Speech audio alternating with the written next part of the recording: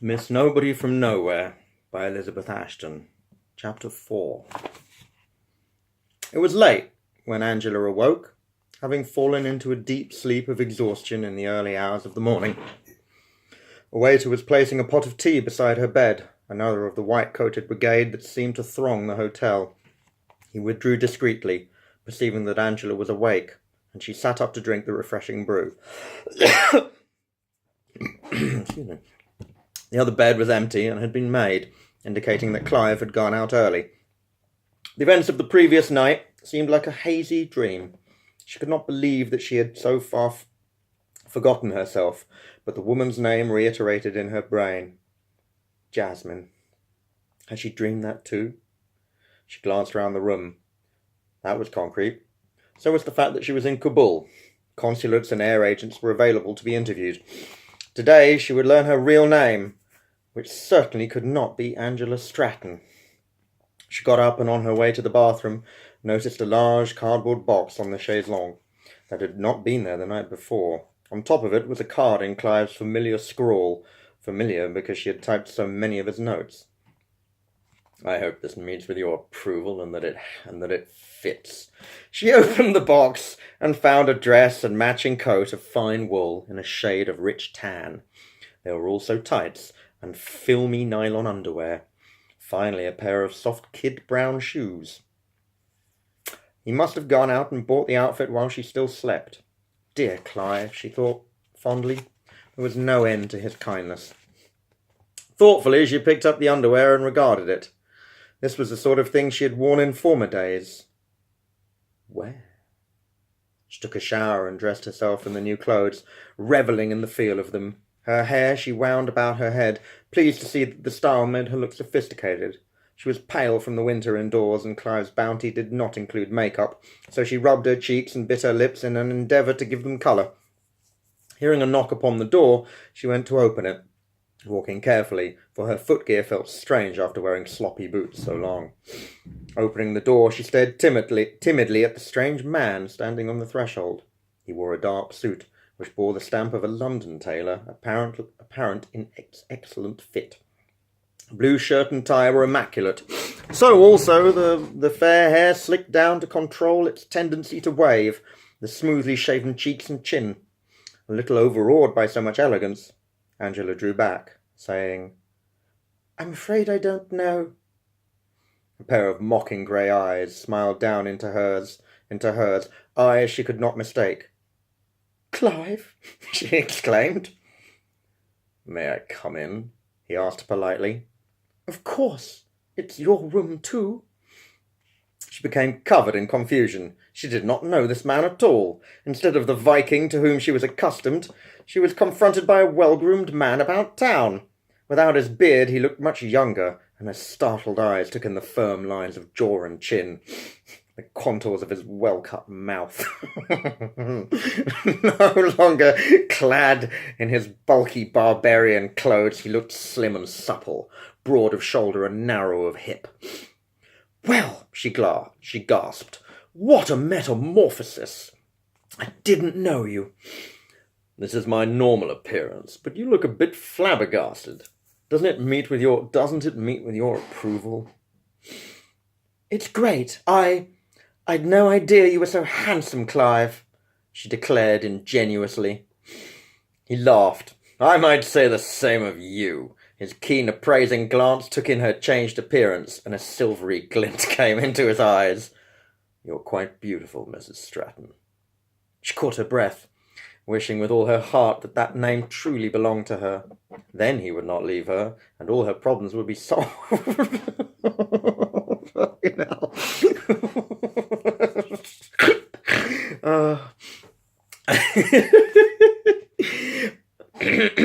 In addition to that, this new Clive was exciting, and the way he was looking at her caused her nerve ends to tingle.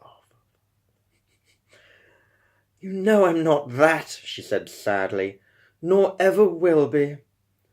"Don't be too sure of that." He grinned mischievously.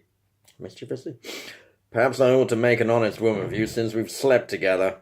Recalling her mad impulse of the night before, she blushed fierily, and Clive's grin became satirical. Missed an opportunity, didn't we? Certainly this was a new Clive, and she did not know how to take him. Then she remembered Jasmine. Those sort of opportunities don't appeal to me, she said coldly. He was regarding her speculatively. Not really frigid, are you? I'm an iceberg. She fidgeted uncomfortably under that quizzical gaze which was making her feel nervous. She was suddenly nostalgic for her bearded friend. She had felt safe with him. A new element seemed to have entered into their relationship with the loss of Clive's hair. which made him a stranger to her. Shouldn't we set about discovering who I really am? She asked. That might be as well, he agreed. But there they found themselves in an unexpected impasse. Afghan politics were very much concerned with their big and hungry neighbours along their northern borders, ever eager to infiltrate. The plane, a Russian one, had been driven off course by a sudden blizzard and had passed over forbidden territory, a military airfield, that had admitted to firing at it. It had vanished into the recesses of the Hindu Kush in a damaged condition. The incident, with its international repercussions, had been diplomatically smoothed over, and the authorities were anxious to forget it. The machine had been written off as lost during a storm with no survivors, and nobody wanted to reopen the inquiry. Angela's appearance was therefore embarrassing, and they disbelieved her story. If she had been on that aeroplane, they pointed out, she would know whom she had been with. A lost memory? Rubbish. Temporary amnesia was understandable, but not a prolonged blackout. She had an uneasy suspicion that they thought she was a spy. The British consul was also unhelpful. He knew Clive Stratton by name. He had a worldwide reputation as an explorer and an anthropologist, and he showed plainly that he thought his espousal of the cause of this mysterious young woman was a mistaken act of chivalry. It was very unfortunate that she had lost her memory, and about that he looked sceptical. He promised that he would endeavour to trace the passenger list of the ill-fated aircraft, but in view of the Afghans' official attitude, feared it would be unattainable at this late date. It was very remarkable that Angela had been the only survivor, and at that point the glance he gave her was full of suspicion. Then Clive asked if he might speak to him alone, and Angela was left to her anxious conjectures. That she might be regarded as a sort of Matahari was a totally unexpected development, and without a passport or a name, it seemed she might be faced with imprisonment, an unpleasant prospect. Clive came back looking a little grim, but he smiled at her reassuringly, and the consul parted from them almost cordially.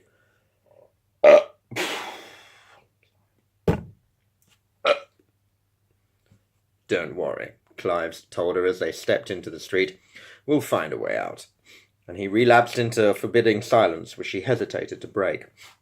It was afternoon when they had concluded these frustrating interviews, and he proposed a belated lunch. She acquiesced, though in her anxiety she felt no desire for food. But he must be hungry. He maintained his silence throughout the meal, and she was sure he was wondering what to do with her, and she could think of no solution herself. If he noticed her lack of appetite, he made no comment, much to her relief. She did not wish to be urged to eat. The meal concluded, they walked back to the hotel, and now he did talk, pointing out various buildings and looking at her interrogatively, as if he expected her to recognize them, but she did not. Arrived at the hotel, he collected the key from the desk, and they went up to their room. On the threshold, he hesitated and said, "May I come in with you? I have something to say to you." "Of course." She was surprised, and noticing it, he told her, "Last night I was too dead beat to go further afield, but I must find other accommodation now." Her heart sank. So he was going to abandon her. She could not blame him. He had brought her safely back to civilization, and it was not his fault her story was disbelieved. She could expect no more from him, and possibly he had been able to persuade the consul to send her back to England. That was what he was going to tell her. Inside, with the door firmly closed, he looked at her keenly. Are you sure that you still can't remember anything? It's likely that you've been in Kabul before. Did nothing ring a bell? She shook her head in distress. Nothing. I only know that I've been in a hotel before, but that might be anywhere. And that's the truth, Clive. I wouldn't dream of deceiving you. She put her hands over her face and trembled. Oh, what am I going to do? She whispered in despair. What can I do? I haven't a name. I'm just not here. Clive came to her and put his arms around her. Don't fret, he said gently. You've got a name, the one I've given you, and that's the way out for you. We'll make it yours officially. Clive! She stared up into the unfamiliar face so near her own, and inconsequently thought of the Greek coin he had once shown her. There was the same straight nose and rounded chin, slightly sensual mouth. What do you mean? She went on. What are you saying?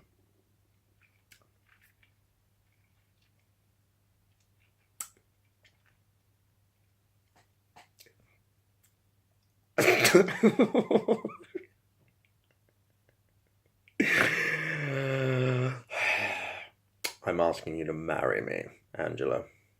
With a flash of pride, she demanded, Out of pity! Not at all. He smiled whimsically.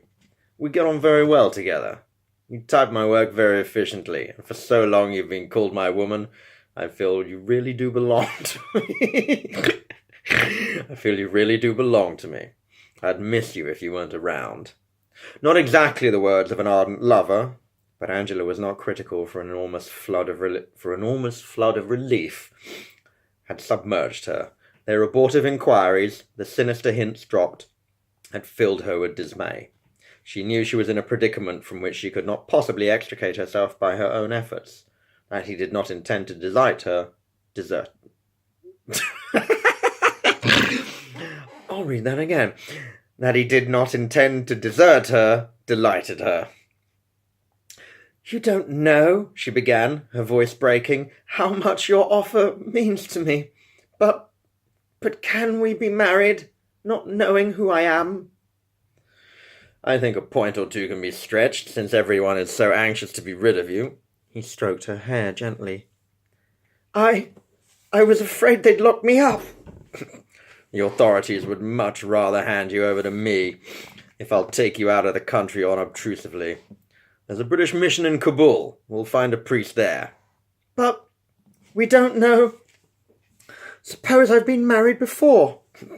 We'll chance that. Somehow I'm quite sure you're not. You've not.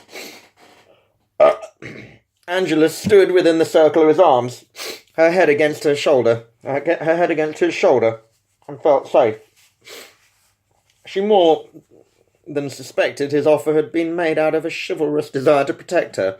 She could not imagine that he was in love with her, but since he had come to rely upon him utterly, she could not face the wrench of parting from him. She was ready to snatch at any loophole he offered to remain with him, and that he had miraculously offered to marry her was almost too good to be true. So she would not quibble about his motives. Soothed and comforted, she murmured, You're so good. So generous. There's nothing in the world I wouldn't do for you. And it'll be just heaven to be your wife. He laughed derisively. What a child you are, Angela. I'm not offering you eternal bliss. You may find me far from easy to live with. I'm 36, you know, and a bit set.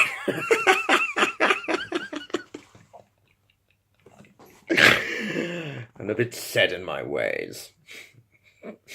With adoration in her eyes, she said, Your ways, oh no.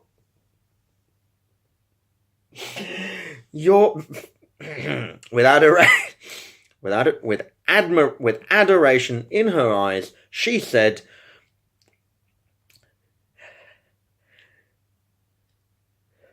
Your ways shall be my ways. That'll suit me fine, he said ironically. I'll take you up on that. With his arm still around her, he guided her to the chaise longue and seated himself beside her. Releasing her, he sought for his cigarettes and matches.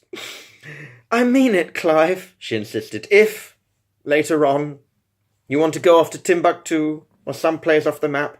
I wouldn't mind, and I'd hate you to feel tied." He smiled cynically. He had heard women make similar statements when they were out to capture his more adventurous friends, but once married they had found it impossible to get away. "That's very sweet of you," he told her, "but my wandering days are over. I've had a good innings, but I intend to go home and settle down."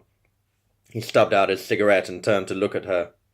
"As soon as we can get a visa for you, we'll return to England. But don't you want to ask any questions? You don't even know if I'm in a position to support a wife." I hadn't thought about it, and I trust you implicitly." "How nice!" He searched her face and seemed satisfied with what he saw. "Actually, I'm not badly off. A place in Dorset provides a comfortable income." Angela's brow wrinkled in distress as a new thought presented itself. "But you're having to take me on trust. For all we know, my relations might be criminals." He laughed wholeheartedly. "You don't look like a criminal type, my dear. But when we get to London, I want you to consult a psychiatrist." "Whatever for?" "Because I'm sure your trouble is psychological, not physical. Unconsciously, you're deliberately retarding your recovery. You don't want to remember anything that happened before the accident, and so your subconscious suppresses your efforts to recall your past." Angela flushed angrily. "That can't be so, Clive. I'm not neurotic. Of course I want to know who I am." "You think you do, but you don't really. You've had a traumatic experience, perhaps more than one, and you shrink from the pain of remembrance. But I hope by the time it is recalled to you, you'll be feeling so secure with me that the wounds will have healed." Angela nervously pleated her skirt. He was only too right. She had shrunk from delving into her past. "I want my life to begin with meeting you," she said obstinately. "It didn't, you know, but you can't have had a lot before then. You're so young.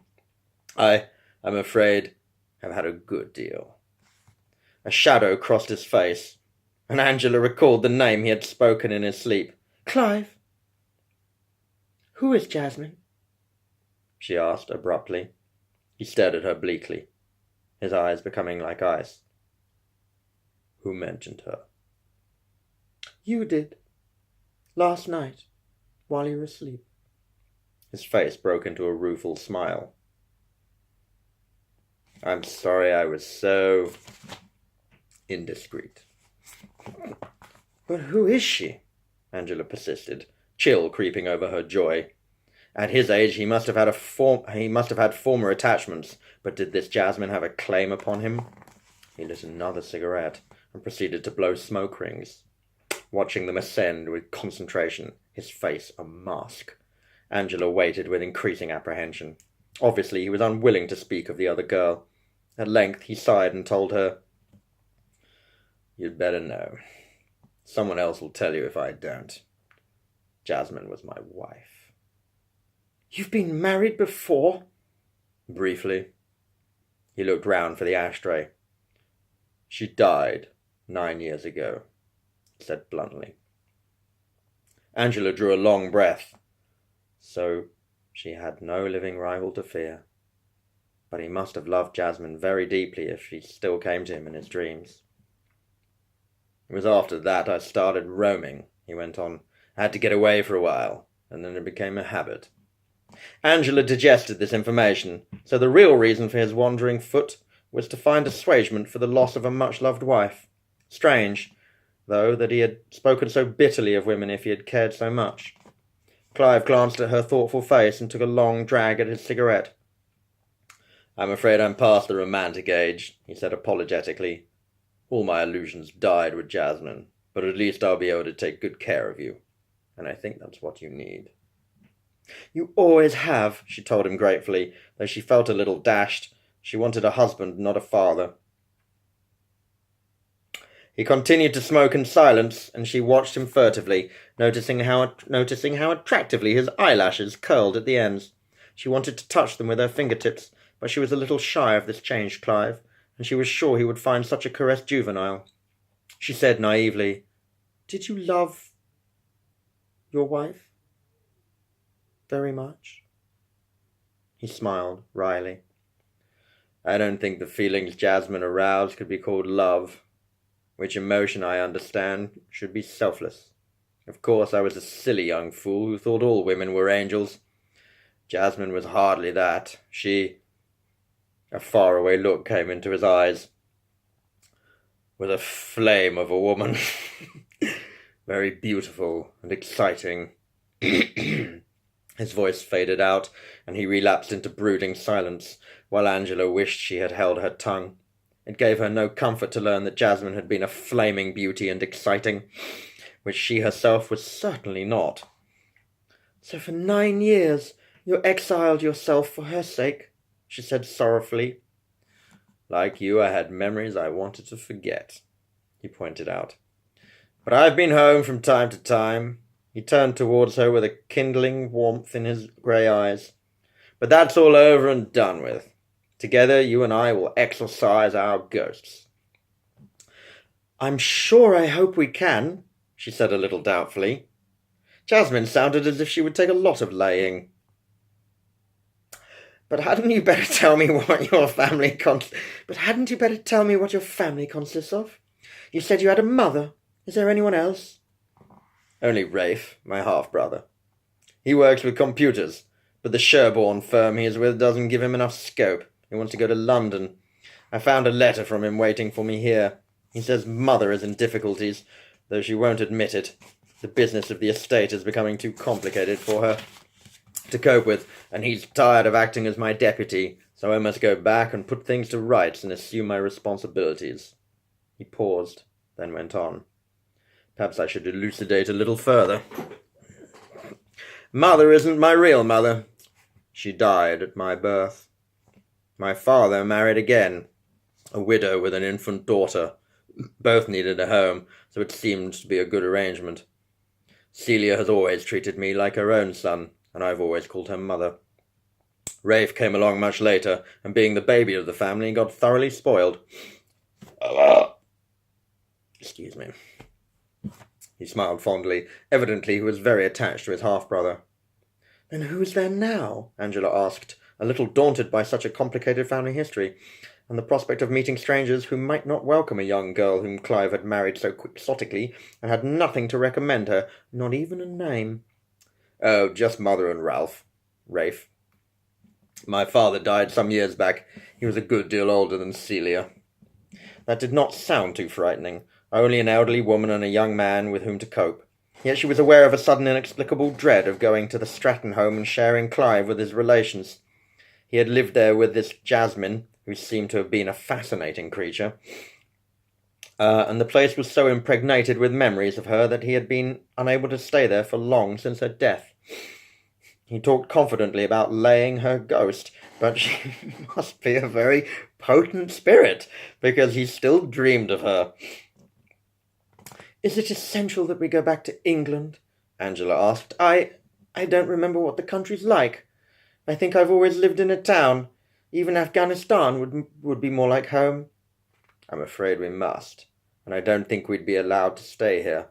Your appearance seems to have caused a flutter in high places, but we shan't be going tomorrow, nor the day after. We have to get married first and have our papers put in order.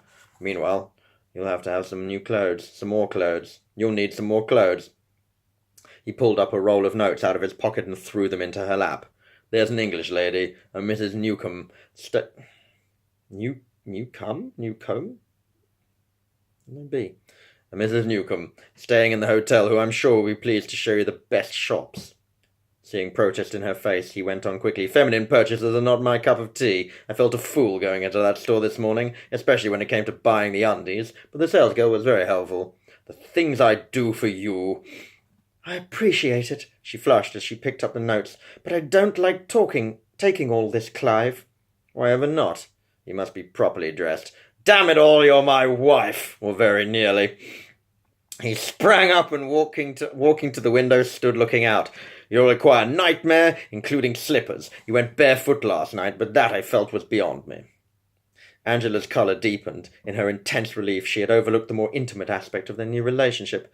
Clive had presented himself as her guardian and protector, and she half suspected that that was all he meant to be. She eyed his broad back doubtfully. She had asked if he had offered out of pity, and he had returned lightly that he had become used to having her around, and she was an efficient typist. Except for those few moments by his bedside of which he knew nothing, and she was now very much ashamed, their connection had been almost sexless. He had not so much as kissed her. She said, hesitantly, "You've been awfully kind and generous, Clive, and I'm deeply grateful. But there's no need to burden yourself with me permanently. I rather think you're marrying me to get me out of the country, as there seems no other way. But once I'm safe in England, we can easily part if the marriage isn't... if we don't." "You mean marriage in name only?" he asked in an odd voice. "Well, yes. It isn't as if..." She'd been going to say, "we were in love," but the words died on her lips as he swung round to face her. His appearance completely changed.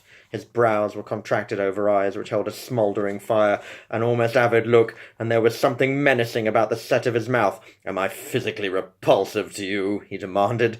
"Oh, no, Clive, I didn't mean that," she cried in distress. "Perhaps before we go any further we'd better make sure," he said ominously. "I'm not going to be cheated again." Cheated? What could he mean? Cheated? What could he mean? Was he referring to the previous night? But did he not know that she had knelt beside him in palpitating ecstasy until he had uttered Jasmine's name?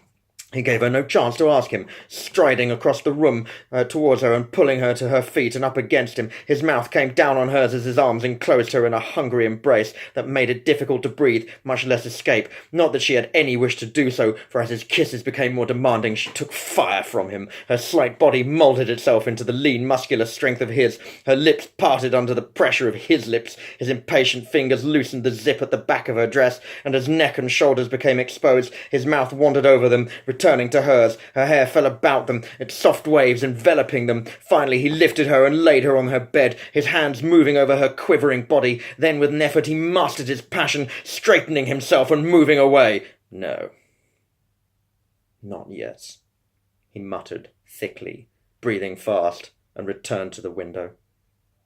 Angela lay still while the tumult in her blood subsided and her racing pulses slowly returned to their normal rate. She had been taken completely by surprise. On not only Clive's violence but her own passionate response had astounded her. Of one thing she was certain: never in her shrouded past had she had such an experience. Dimly she was aware that there had been somebody who had kissed her, but the memory was painful, and she wanted to forget it. Had forgotten it until now. This new facet of Clive's character was a little shattering. She had never thought of him before as a passionate man, and his embrace had been ruthlessly demanding, without any tenderness, which surely should be a part of love. Did he love her? Did she love him? She did not know, but he was tinder to her fire. Sitting up, she pushed back her heavy hair and asked, a little shakily, "Are you satisfied now?" He turned round and regarded her quizzically, with a flicker of flame still in his eyes. "Not in the least, but I can wait. Well, we've ascertained that you're not the iceberg you declared yourself. I think our marriage..."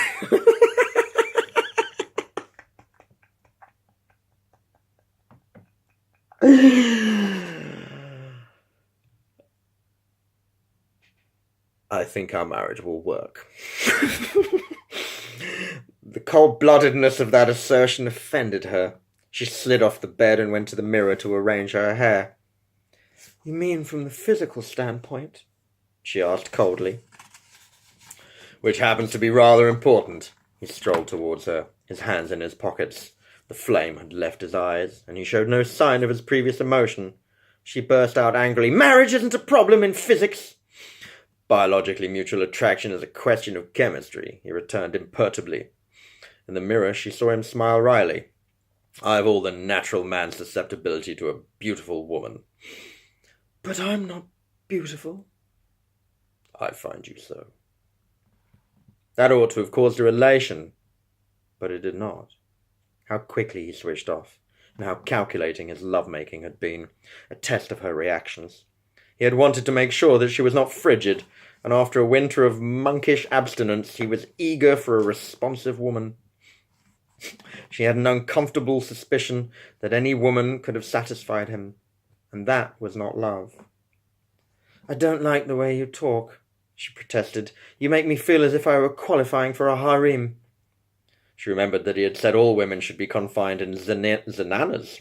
There's a new one. Zananas. And suspected that they were of such small importance in his man's world that they were only necessary to fill a basic need. Clive noticed the despondent droop of her shoulders and said gently, "I'm sorry, Angela. I'm forgetting how young you are. You think I'm crude and insensitive. Oh, yes, you do." At her quick movement of dissent, you want all the romantic trimmings, declarations of undying devotion, he sighed. "I'm afraid I can't rise to flowery phrases. I'm too old and disillusioned. I feel that from me. They sound ridiculous, and for the most part, they're insincere."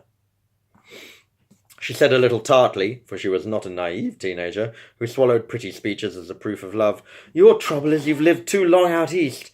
You think like an Oriental. A wife should share her husband's life and not only his bed." "I quite agree," he told her unexpectedly. "I'm hoping you'll give me cooperation." "Cooperation? What a word to use when cooperation? What a word to use when what she wanted was to hear an avowal of love. But that emotion seemed beyond his range. What did he mean by it? An acceptance of his explorations? She had already promised she would not seek to keep him from those. Or a united front to fight a phantom? Jasmine, of course. He had given his first wife all the love of which he was capable, and he could not love again. All he could offer to her were the embers of a fire long burned out. That was what he meant when he said he was too old and disillusioned for romance. Well, the embers had been hot enough, and with patience and understanding she might be able to fan them into a purer flame than mere desire. So sorry. "I'll do my best to make you a good wife," she said. "I'll do my best to make you a good wife," she said primly, hoping that she sounded adult, though there was so much more she wanted to say. She did not wish to appear like a soppy schoolgirl. He smiled, the mocking smile that she was beginning to hate. "Don't try too hard or you'll make me feel self-conscious," he advised lightly. "Be your natural self, my dear, and we'll make out. Oh, we'll have our ups and downs like most couples, but we'll weather them, I don't doubt, with mutual tolerance." An observation she found extremely irritating. He began to move about the room, collecting his things. "I'll just take my bits and pieces," he went on, putting them in a bag. "I'm staying at the English Club until we're married. As for the stuff we brought from Nuristan, I'll make a donation of it to the waiters. They'll have relations who would be glad of it." Alarmed, she said anxiously, "You're leaving me alone here?" "I'll drop in for meals. I can't book another room in this hotel. They'd think it odd, since you're supposed to be Mrs. Stratton." She panicked, terrified that he might after all be going to desert her. "Why can't you go on sharing this room? We did last night." Clive shot her an oblique glance. "After what's just happened, it would be too great a strain upon our virtue," he remarked dryly. "But does it matter?" "My dear girl, I'm surprised at you." He pretended to be shocked. Then he said more seriously, I think it does, Angela. In case there's a hitch." "Meaning we mightn't be able to get married after all?" "Oh, I'm sure we shall," he said quickly, a little too quickly. "But we ought to wait until the Padre's had his say, don't you?" She concurred without enthusiasm, dreading separation even though it would be only temporary, as she assured herself feverishly. She concurred without enthusiasm, dreading separation even though it would be only temporary, as she assured herself feverishly. He picked up the bag. "See you later in the lounge," he said casually, "and we'll arrange that shopping expedition with Mrs. Newcomb. We'll tell her you lost your luggage en route." He moved toward the door, and she watched him dumbly. She was in such a state of nerves she could hardly bear him out of her sight. On the threshold, he turned back to her with again that mocking smile. Get yourself something glamorous to delight my eyes upon our wedding night. Oh, you sultan! She exploded. He laughed and went out without offering to kiss her goodbye. Angela stared at the closed door a little resentfully. He could not be more casual if they had been married for years. Perhaps that was it. They had been together for too long and too intimately for courtship. But she felt defrauded. Most of what he had said to her was, she supposed, good sense, and he had been honest, but it was meagre diet for a hungry heart.